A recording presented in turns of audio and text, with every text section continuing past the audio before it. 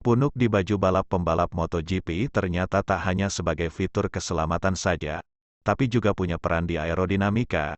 Bagaimana bisa? Berikut ulasannya.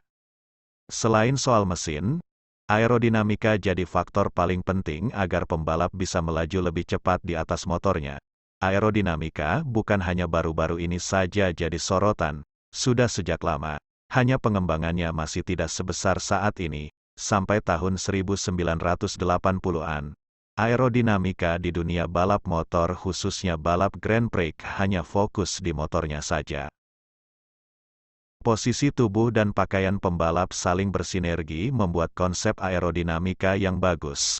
Saat trek lurus misalnya, kepala pembalap akan menunduk, tangan akan dilipat ke tengah, kaki didekatkan dengan bodi motor. Ya, seperti yang kita sering lihat saat ini. Punuk di WRPEC ternyata juga memegang peranan saat pembalap melakukan gerakan ini. Itulah bagaimana punuk dihadirkan produsen baju balap Dainis di tahun 1988. Awalnya, punuk ini tidak ditujukan untuk aerodinamika, tapi untuk menjaga keselamatan bagian belakang tubuh dan kepala pembalap dengan dibuat dari busa dan karet. Saat itu, pelindung tulang belakang berkembang cepat sebagai part pelindung paling penting selain helm untuk melindungi kepala.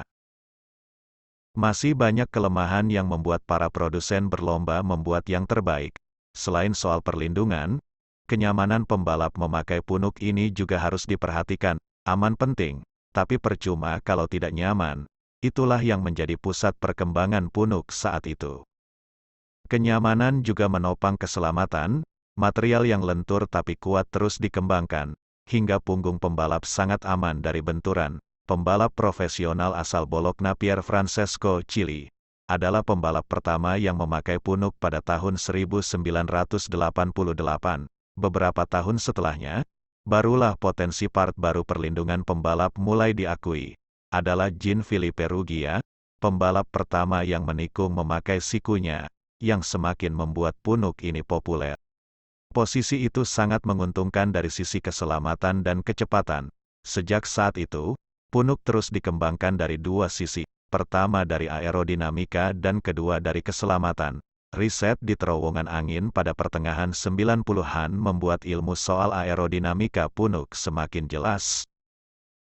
Punuk semakin berkembang dan bentuknya semakin kompak dengan helm, tangki motor, posisi riding, dan juga punggung pembalap.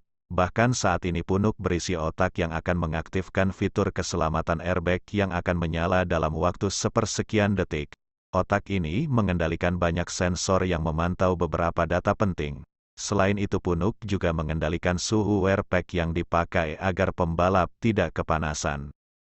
Selain itu, punuk bahkan dipakai untuk menyediakan minum, terutama untuk balapan di wilayah tropis yang membuat pembalap mudah dehidrasi.